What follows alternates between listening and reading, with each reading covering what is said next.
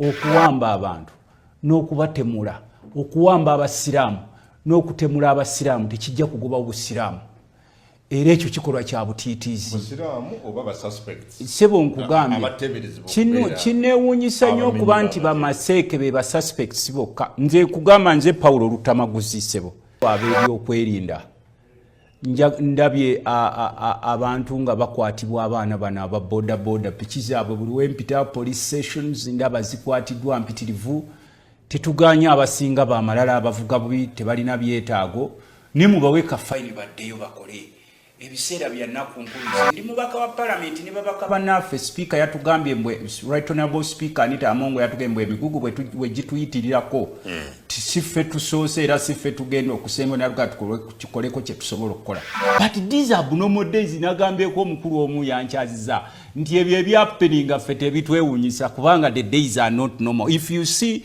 the people behaving normally in abnormal situation they call them abnormal.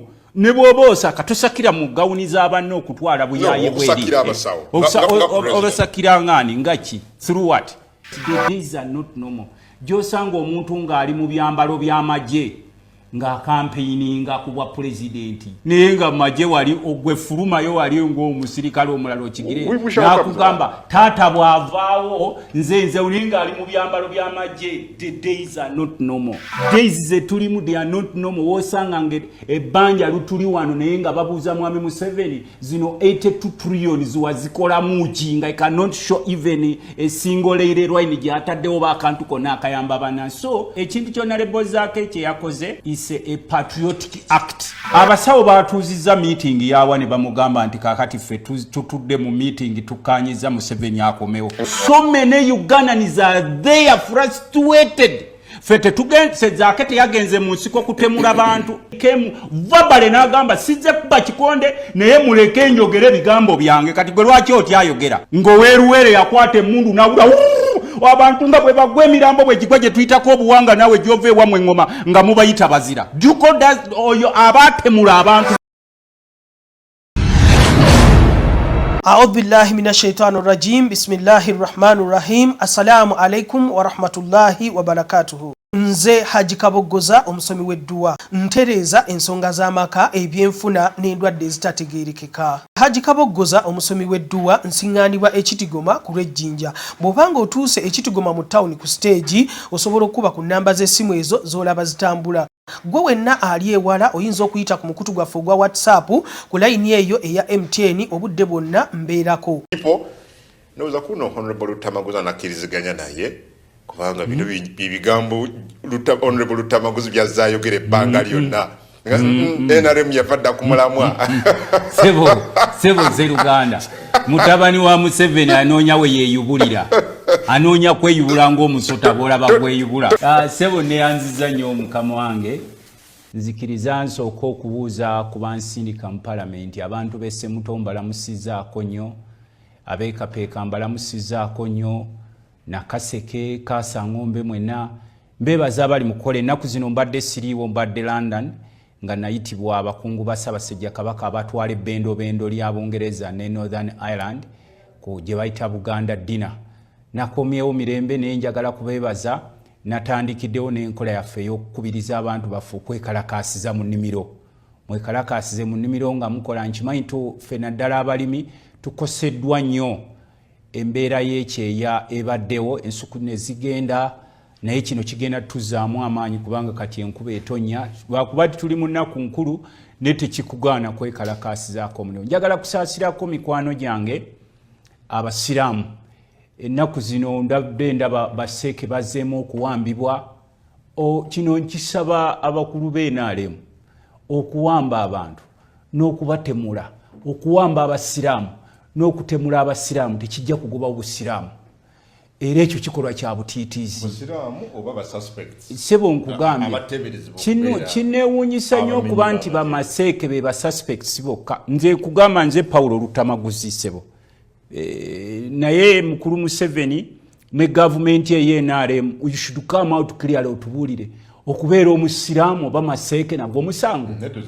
Yes, no, nkugambye abamaseeke bokka be balina okutemulwa oba okuwambibwa n'abalala ngenda kugamba abakugira mbadde ompadde sebo mbuuzeeko bonna oyanjula kati mbadde kugamba sebo nti kituluma nnyo nze ni musajja mu katuliki okubanga gavumenti ejjuddemu abasajja abayivu abali land abalina experience okutandika okuwamba n'okutulugunya abasiraamu. These young Muslims zireba maseeka baabo babagoberezi baabwe, they are Ugandans. Bubabeera n'omusango gwonna gwe mumanyi mwenga aba government mubatwale mu court in the same vein.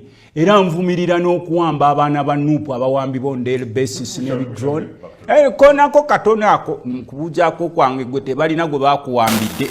Ninze sigoli musajja musiraamu era olwabika osaalira wa mubajje. Naye nkugambye nti kituluma nnyo mwe basajjamu abava mu nsiko z'eruweero oba obusiraamu kyekizibu kyammwe oba abasiraamu kyekizibu kyammwe. You should come out openly. Tulemenga kweraliikira nga maseeka battibwa. N'ekisembayo ssebo mukama wange kino nkulaba ontwala kantindiggwa kino kisembayo ssebo njagala kusaba abakulu ab'ebyokwerinda. Ndabye abantu nga bakwatibwa abaana bano aba boda piki zaabwe buli wempita police stations ndaba zikwatiddwa mpitirivu. Tetuganya abasinga bamalala abavuga bubi tebalina byetaago ne mubawe kafayini baddeyo bakole ebiseera bya nnaku nkulu. Nze ndi mubaka wa parliament ne babaka bannaffe speaker yatugambye mbwe right honorable speaker Anita Amongo yatugambye emigugu bwe gituyitirirako siffe tusoose era siffe tugenda okusenga naluga tukoleko kye tusobola okukola. Naye bano bamufuna mpola bino ebiro si byakwejalabya. Bannaffe abali mu bwobusuubuzi be mutaddeko emisolo gikendeere. Bafande baffe abapoliisi ngamba mu abakwata ababodaboda ntira okubayimirirawo ne tusaba gavumenti ebatereereze bwe musula policemen ebawongeze ne ku musaala officers ebyo byonna ssebo doctors teachers ebyo byonna ssebo mbisabye kuba nkimanyi tuli mu these are unprecedented very hard economic times ezeetaagisa buli muntu okulaba ng'akwatagana ne munne okusobola okuzimba eggwanga lya president. Kati okubeera obusawo profession eyo njisaamu nnyo ekitiibwa. Embeere mbadde Makerere nga nsomayo nga nsula mu kisolo kye bayita Mitchell Hall and I graduated in 2006. Nalaba nga abasawo be twalinga nabo ffe twasoma emyaka mitono naye bo basoma mingi nnyo okulaba nti no babeerawo. Kati ekikolwa ky'eggurupu y'obuvubuka obwo obuyaayeeyaaye ne bwambala gawuni z'aba doctors abasawo tubawa ekitiibwa era nze omu ku babaka ba palamenti abayimirira awuliriza ebigambo byange oli obuvubuka obuyaaye bwoledo kyenkugamba wuliriza ebigambo byange. Ffe abasawo bonna tubawa respect era nze omu ku babaka ba palamenti abayimirirawo ne tugamba nti doctors deserve better kubanga kati n'abanene ba gavumenti ya wano eddwaliro lya Aga Khan baalifuula national referral ya Uganda. Eddwaliro lya Aga Khan agaabwe baga abandoned nga wano gonna ng'era bwe mulaba Museveni wase every system. Kati system zonna bwe zifa such categories of people oyo ez'abayaaya abo abambala gawunizi za professions ezimu. No, ize muyaye nze mumanyi is a professional doctor. Ize muyaye tutaza NRM kada omakimanyi yesimba uko kubwagundi bwa NRM kulage ku bifaananyi bye NRM kada nga yesimbyewo sebo vice chairman mugundi ze NRM lwaki yambadde bitisati bye NRM olowooza ne buli ovubuka bwe yayisembu bagenda kubaako ke batukolere ekkololo twekubye n'omukulu ebifaananyi simanyi tukoleki. Nze bondaba nga kankugerezeeko professions ezimu ezirina gawuni zaazo eziri special zirina okubeera respected. Bw'abeera engineer alina okubeera respected. Gwe bw'oba okola ebibi eby'ekiyaayi kuba alina oledaze muyaayi. No, I'm telling you from nze nkikugambye Lutamaguzi sikyamu ekya baba nze nkikugambye nga nze Lutamaguzi I know that man as a muyaayi but being that tekimuggyako kyasoma. Kyange no, it's not an insult kubanga tosobola kukwata kakati gwe n'okwata ekyambalo kati omusirikale n'omulaba ojjukira luli bwe twavumirira ambasada no omusawo tokozesa buyaye bw'ogamba mbu abasawo how many doctors abajja beyayisa abamwendozinze n'abalimba mbu simanyi tugenda kusinkana kwogera ku issues zaffe n'abanoonyayo abamu obuvubukavubuka obusawo buno obumufaanana endowooza n'abuteeka wali okuteekawo image y'abasawo fe abasawo tuba respectinga nnyo ebirowoozo byabwe birina okuba nani partisan okitegeera kyenjogerako but these abnormal days nagambyeko omukulu omu yankyaziza nti ebyo ebyappeninga ffe tebitwewunyisa kubanga the days are not normal. If you see the people behaving in normal and abnormal situation, they call them abnormal.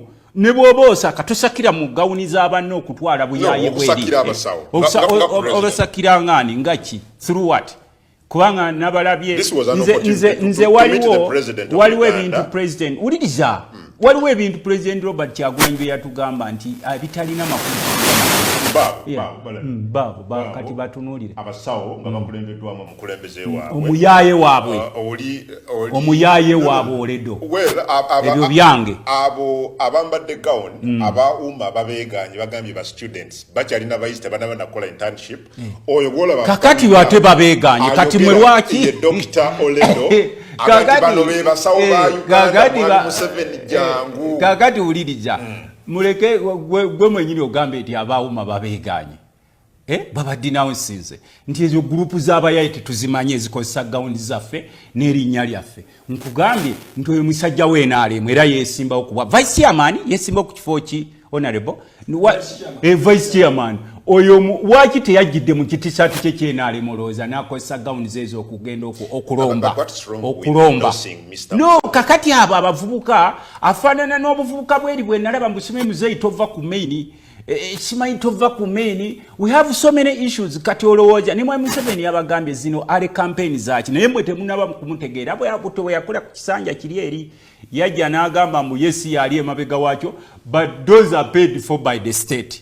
These are paid for. Yeah, they are paid for by the state. State ye yabasasudde abo okujja okulaba nti bakola emirimu gya Mwami Museveni. Mr. Museveni is campaigning indirectly. But he doesn't want to show Dr. you. No, omulaba. Signpost. Poster rather. Kati oyo muyayi. Eriko akabonero ka NRM yesimbiyo. Lwaki teyambadde t-shirt ze NRM nagenda no uliriza. Tozanyiranga mu profession y'abanno kubanga gwonoonya kulomba byakulya. Gwoba olina ebibyo byonoonya byolomba mu State House. Please go as an individual. Bane beegira kati nze olowooza nsobola okuvumirira ow'enaalemu nga musanze ayambadde nti nze nasoma busawo naye tusazeewo n'okuŋŋaanyawo ne gurupu z'abanno we muli abayala. Nti tusaze kuba Mr. Museveni has made those younger boys desperate. Some of them ojja kulaba nga bakomba n'emmotoka y'emipiira nga bagikomba n'olulimi bwe bati bajooza n'olulimi because they are too desperate. I am telling you time is going to come. A time is going to come, I'm telling you, because these younger men are too desperate. Museveni has made them jobless. N'abalina emirimu tebalina tebamanyi kiddako. N'abali awo. So those are desperate goons. Ezekukuma mu mbeera y'obusawo era ensonga lwaki mbadde nkugamba nze oyo mumanyi nti honorable wa NRM era ne bwe munsanga ngambadde t-shirt ye NRM I respect him because I know that is what he believes in. No muntu yena ne tosobola kuvaayo eri n'okozesa professional nkugambye nti abo abavubuka abo boolaba abo boolaba abo abali desperate ebiseera bigenda tuuka n'emmotoka za Museveni bazikombe n'olulimi nga oli omusanga akomba emmotoka y'omukulu n'olulimi because he's desperate. They are too desperate. Kakati mbadde nkugamba nti Museveni has made almost every educated Ugandan desperate, especially the youth.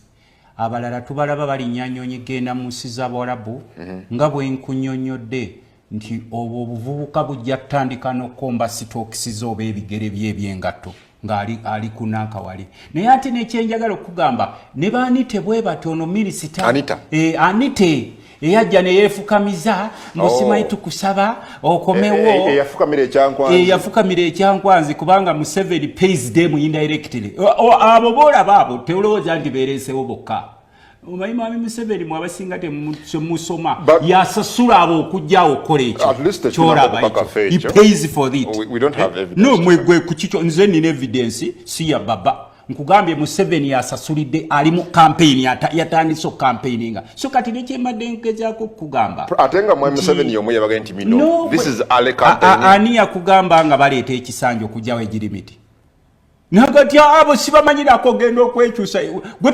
tosomanga nti nkola y'abana abasajja they have never been straight right from the beginning.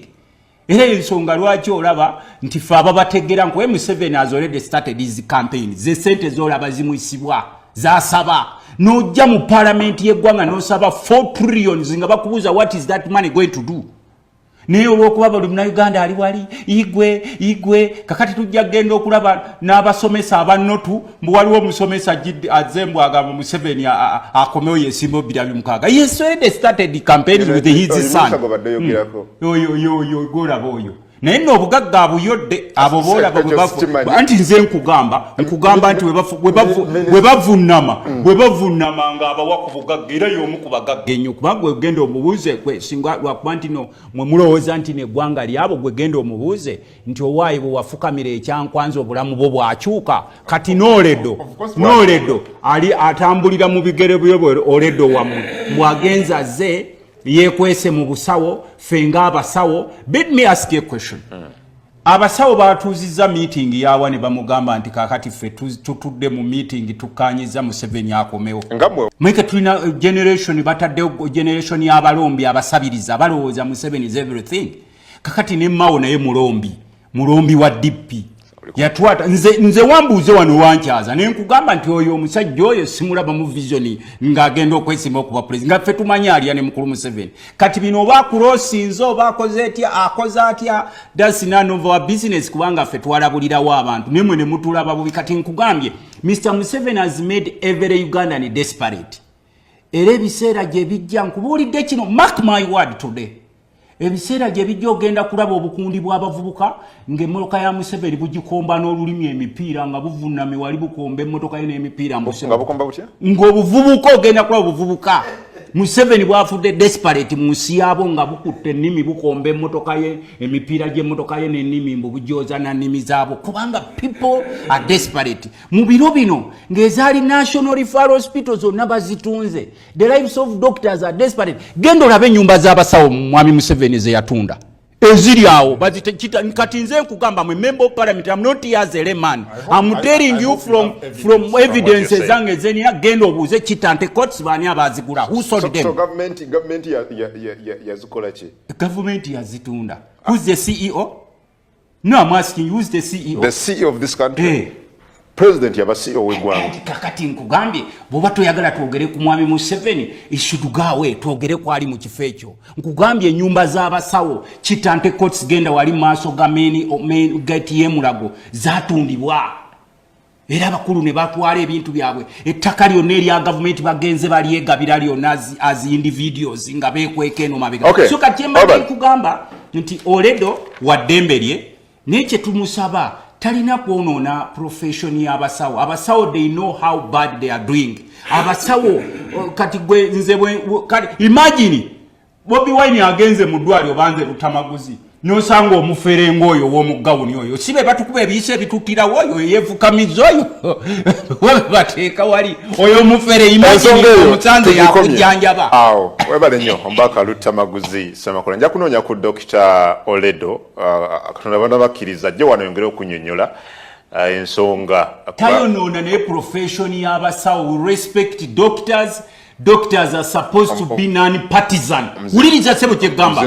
Doctors are supposed to be non-partisan. Kati oyo omufere singa tubadde n'ensi. Honorable Paulson Lutamaguzi Semakula kigambo ekyo kinene naye nga webali akubeera nga webali kubeera nga okyali naffe. Honorable njagala ensonga tugikomyawo. Simanyi obadde mu parliament the other week. Yes, I was there. Naye ekikulu kan nange commenting ekaawo. Omunnayuganda okubeera n'oludda lwe sinti nno si musango Oledo alina oludda lwe ate mu region gy'aviiridde weewali vice president weewali speaker wa parliament weewali deputy CDF we wali Minister Jeje Odong n'abalala bwe batyo. Ate nkimugambye bulungi nnyo. Region ya Teso ye yasooka okulwanyisa Museveni mu UPA biki byonna bwe bityo. Naye yakajja. Singa aba doctors bamanya. No, honorable. Yes. Cheba mukondemingako. Yes. Kukuŋŋaanya bantu baba sawe bagamba tina ba member ba WUMA kubanga WUMA yaba doctors already. Mbadde no kubakulembeze mu WUMA just before you came in. No, I was watching. Nagamba nti bano they have not even done the internship. They are not close to even being doctors soon. They are presenting abasawo ku maaso ga president. Badde mu lukiiko. That's what they are accusing him. Association yabwe bamu disciplining leyo singa balinga sibasawo. Lwakubanga bonna babajja kwebanako. Naye kyenkugambye presentation eyo yabadde ya flattery newankubadde nga mubaka munnange senior wange akyogedde n'amaanyi ag'okuvuma. Naye kebakoze kabadde ka flattery. Nkugambye ekisooka okwemanyiza, ekyokubiri anoonya mulimo, ekyokusatu ng'akyusa ni ono yabadde obuku engeri gye yatwalamu association ngeri compatible eri belligerent before the state kakati yakyusizaako. Okay. Okirabye ekyo? Aha. Naye gwe sebadde bakubuuza are those people doctors? They are parading. Are they no kakati kyetubagamba ine gwanga uliriza kigamba sebo just kadakika katono ku kadde kange ine gwanga tulina okulitwala mu right direction. This is our country. Are those people that money paraded doctors? Yes. Are those doctors? Why not? Now can responding just a few seconds ago. Tifabasawa those doctors association their certificates in association yenyini eja kusikurunizing. But are they doctors? Chimbadde nkusaba naye anti kyetugamba nagwe toyinza kumanya nze nagwe tetuyinza kumanya association yenyini yejo okubalondoola egambe ono musawo ono si musawo. Akazi nga bwe babateeka ku screen bwe bato omanya otya nti n'oyo musawo tosobola kumanya. Omanyi mpozi obanga olimo n'omukwano gwo. Lino eggwanga lyaffe tulina okulitereeza. Omuntu okuba dokita waliwo ebisaanyizo qualification zoba nazo. Oyo omusajja asobola okuleeta proof nti abo basawo. Those doctors asobola okutulaga certificates zaabwe ne transcripts zaabwe nti these are doctors. Abo eyo group yabo beyagenze nabo okusaka oba okulomba. Tantegedde. I'm not talking about what the honorable is talking. Yes. I'm talking about the subject. I'm not discussing. That is it. All of us are discussing the subject. Yes. Are those doctors? Can you prove that those are doctors? And can you also disprove that they are not doctors? So are they not doctors in your view? Because government wali proof.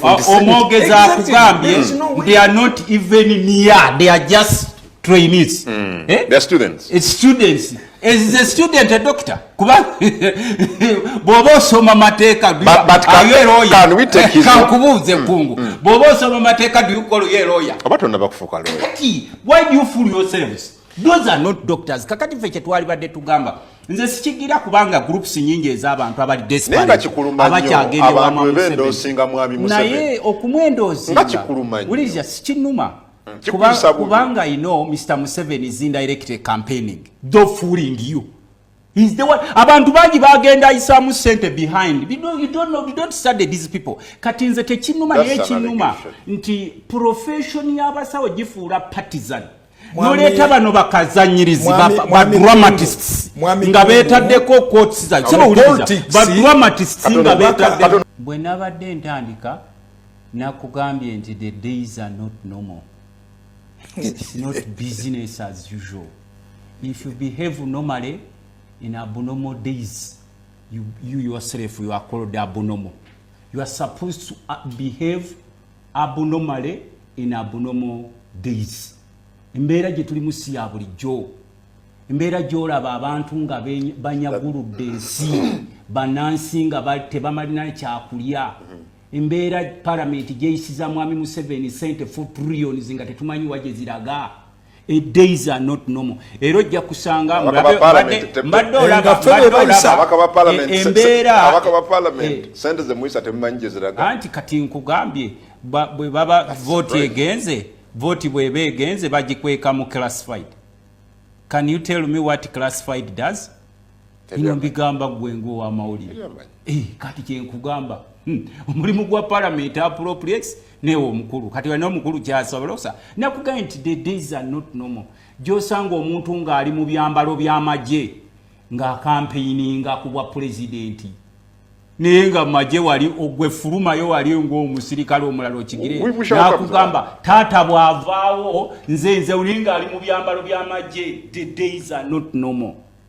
Days Zetulimu they are not normal. Wosanga ebbanja lutuli wano naye nga babuuza mwami Museveni zino 82 trillions wazikola muki nga cannot show even a single railway gyataddewo bakantu konna akayamba bana. So ekintu kyonna lebozaako kye yakoze is a patriotic act. Ekintu onalebozaako kye yakoze is a patriotic act. Tukimanyi nti speaker abana amateeka agamukuuma ne bw'olaba omuntu n'ayimirirawo omanya nti nyekyaye kikolwa kyabuzira yes nga bwe ebikolwa byammwe ebyobita uliriza sebo uliriza ebigambo byange I don't want to respect me when my country is mistreating fellow countrymen like as if they are foreigners. Setukyetaaga bitiibwa. In fact tomutoyitana bahonorable munsi erimu abantu abawambibwa ne babatwala ne babattireeyo abalala ne bataddeyo kulabika ne tubanja ne bagaana. Don't call me honorable because I'm a honorable if my country honors me. Uliriza uliriza kyenkugamba honorable Zaake uya nga bw'omulengerawo nga avudde mu mbeera yakubya kikonde gwe nkubuuza ng'owamawulire ndaba mu exaggeratinga. Did he fight? He came to present a report verbally ng'ayogera ng'omulala. Why can't you give him a chance? Owulirize byayogera omala omudisputing omugaiti naye gwe nga tetukutegeera byoyogerako nga tetubirabangako wano. Kati wuliriza nze kyenkugamba ffe mu mathematics twasoma mathematics buli omu alina fomula ye gyakozesa. Wuliriza sebo mu mathematics buli omu alina fomula ye gyakozesa but you all arrive to the same answer. Kati nze kyembadde nkugamba wuliriza sebo kyembadde gamba ekikolwa kya and my question is what so many Ugandans are there frustrated. Fete tugenze Zaake teyagenze mu nsiko kutemula bantu. There are so many options constitution is emwa naye he came verbally n'agamba sizze kuba kikonde naye muleke njogere bigambo byange. Kati gwe lwaki otyayogera ng'oweeruwere yakwata emmundu nawula abantu nga bwe bagwa emirambo bwe gigwa gye tuyitako obuwanga nawe gyova ewamwe engoma nga mubayita bazira. Oyo abaatemula abantu no. Speaker yabadde munyiivu nnyo ate oyo sipiika Zaake ye yamulonda obadde okimanyi owuliriza ebigambo byange oyo sipiika Zaake ye yamulonda. He was very angered, very agitated. N'ebigambo bya Zaake ne Neisa yagambye oyo Katemba mutwale mu constituency yo. Uliriza buli muntu obeera otudde mu chair kobeere chairperson wa committee nga nze vice chairperson wa government park olina okuleeta gye bayita authority. Otherwise ne mesio bayinza ogikujjakaawo ne bagamba ono tamanyi rights zena zalina kukozesa wali eri omanyi kye bayita okubeera mu chair. Ne mbadde nkugamba why days are not normal. Era kyenkugamba ebintu bingi bwe bito bikyayongera oku happening and many of them are still coming. Nga bwe nkugambye nti buli omu mu mathematics buli omu alina formula ye gy'akozesa okulaba nti arrivinga ku nsonga. Kye mbadde nkugamba mu biro ebyo oba bwali mwezi ki omusajja yayingira mu buliri bwa Queen nkugambya nti days are not normal mu biro ebyo omusajja ayingira mu buliri bwa queen nga tebamumanyi palesi temumanyi nemubuuza oba wayise otya okuyingira mu buliri bwa queen n'agamba nti nze queen ono mbadde nga njagala okwogerako naye naye nga simula naye nga ku kisaakate kya queen kuliko olukomi nawuliza kyenkugamba there are so many desperate Ugandans who can do what Museveni did in Luwelo but they have decided to use parliament. Era ensonga lwaki nkugamba nti sipiika nga wamulawuliriza ekigambo bye sipiika nga wamulabye naye alina okulaga authority ku chair. Ani alonda sipiika parliament kati zakeye mukama wa sipiika mukumulonda naye mu decision making sipiika amusalirawo. Has parliament given enough attention ku nsonga zake ziyabadde ayagala okuraising because this is not the first time nga complaints za abduction z'abamu ku bannayuganda zikolebwa security much as they say it's arrest but we know engeri omuntu gye bamukwatamu. But has parliament given enough attention to matters illegal arrests being done? No, kati parliament yaffe executive egisaamu olugaayo bw'olaba prime minister w'eggwanga agenda mu kooti n'ajjayo omusi wanyisiganya n'akulira ne saabalamuzi ebigambo gundi gwelekera okunzanyirako gwe kakati gye nkugambe the days are not normal but you people you are trying to behave normally. That's why Honorable Zake is matching with the situation because days are not normal. Kati labali kye nkugamba wokisuubira chief justice okuwanyisiganya ebigambo ne prime minister lead of government business amugamba ani yakugambye ogendo otandike osalimbire mu kooti ng'atalina bibyo byakukola. Kakati kye nkugambye nti embeera eriwo mu parliament gavumenti ekimanya abantu beewamba n'abatemulwa on daily basis. Omubaka agambye wuliriza eno ku mulembe gw'obote anti yakugamba nkugambye ebyo byange si bya baba security agencies ate zaani they only arrest they arrest but they don't abduct. nkugambye nti gavumenti ewamba abantu abalala ne battibwa ne tutakayo kino kyenkugamba kyange ng'omubaka wa parliament. No, but what should they have said? Tibalina okugamba akutemula ajenja n'aleeta amabugo atemudde mutabaniwo akuleetera ogubaasa kubanga you are too desperate. Tosobola kugamba nti muno obusente omwana wange afudde bukwate nawe okakwata bukwasi abakampe simanyi mutero okugamba nyama ntono okaya eri munkwawa kakati muli ku nyama ntono ng'abantu bamwe bafa. Nkugambye ebiseera gye bijjojja kulaba ngo n'omubaka akutte meesi ya sipiika ng'akutte meesi ya sipiika ng'atandika okulwanagana ne mubaka munne wali eri ku parliament. No, we wouldn't prefer but the situation eriwo ekugamba nti you are supposed to behave abnormally because the days are not normal. The situations are not normal. People are too frustrated. Ne legislators bali frustrated. Ne Museveni ali frustrated. Neba ministers be bali frustrated. Even you voters were frustrated. Kakati ekikolwa ky'Honorable Zake bwe tubeera mu parliament speaker n'ababaka beyita colleagues ndoze ekyo kimanyi era ababaka be balonda speaker. Embeera eriwo mu ggwanga si ya bulijjo kugambye era kyetusaba ebintu bingi bikyeyongera okubaawo. Kasita Museveni yayingiza amagye mu parliament ne gakuba ababaka awo sankitite ya parliament negenda bwekyo ebintu bingi nze sijja kugamba speaker batuwa sijja kugamba nti speaker tampampa era teri opposition a complaining anti tebamuwa naye we should discuss about the issue eyaleetebwa Zake. Lopo ya kugamba ki kuba lopo ye mukama wa Zake mu parliament ya kugamba ki mu abantu mujogerako kinga abalonzi kubanga wenkugambidde nti embeera si ya bulijjo ogenda kulabanga n'ababaka ba parliament bavudde mu mbeera nga beekuba ebikonde kubanga the moment you break systems ng'abantu tebakyayisa maloboozi ne be baleeta tebikyawulya tulowooza nti Zake mulalu. No, it's very normal. He knows what he was doing. Speaker yali badde awuliriza Zake na present ngayimiridde kuki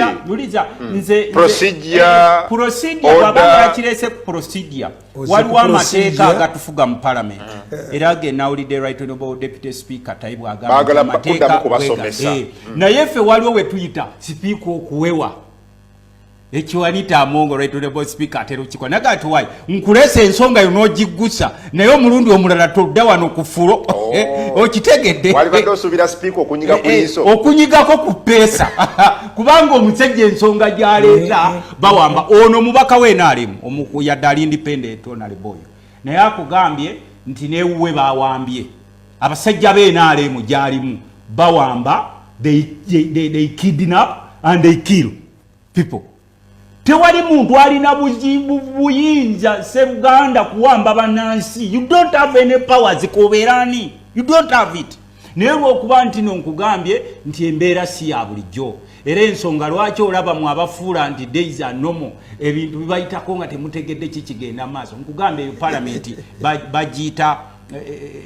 bagiyita etteeserezo. Setteeserezo si sekubaganiro oba sevvumiro setteeserezo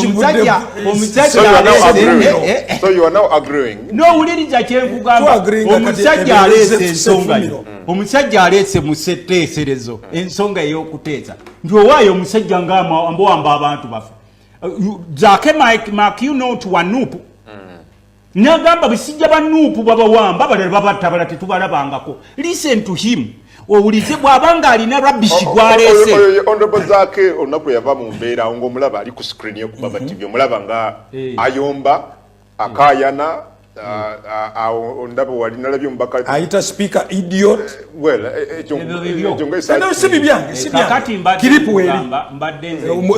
zanya konna omanyisebo mwami ko owambye omuzinda lubango sorry kubanga okyali presiding mbadde nkugamba nti embeera gye tuyitamu si ya bulijjo. Abantu balina obusungu, abantu balina ekiniga ku mitima, abantu babuzibwawo, abalala tebaddangayo okulabika, abalala kati njagala kuwa ekyokulabirako buli kumakya President Robert Kyagulanyi alina task gye bamuyitiramu olw'abantu abo ababuzibwawo okuyamba families zaabwe, okubanoonya, okulaba balabirira. Kakati n'ababaka ba parliament bali frustrated babuuza nti eno government eyazaawo rule of law lwaki tewuliriza, lwaki te acting accordingly. Why do we have to go to the bushes nga Museveni we yakola nti naffe tugende? So kyembadde nkugamba tulina okuwuliziganya. Okuwuliziganya omanyisi ng'okuneewuunyisa honorable nti you seem not to see anything wrong with what honorable Zake did. Kakati because gwe mwennyini otuga nti waliwo rules of procedure gemateeka agabafuga mu parliament mwotula. So as a senior legislator if you are to be objective olyalowooza nti ensobi waligiyisa ensobi n'ekirungi n'okiyita ekirungi. Kankubuulireko mu biseera ebiri abnormal, there are so many abnormal things ezigenda okwapeninga. Nkugambye ensonga you are discussing something different. Ensonga Zake gy'abadde ayogerako nze gye ndiscussingako is 100% true. Kakati kino ekya speaker, kuba speaker akuwa according nze nkugambye nti olumwanita amongo akutunuulira n'oggusa ensonga yo olira aba ne capacity ekugoba ku muzindaalo. Speaker tugambye no Katemba ega mutwale mu constituency si wano anti Katembo waaki? That's the question. Katembo waaki oba abantu bafe ababula abattibwa?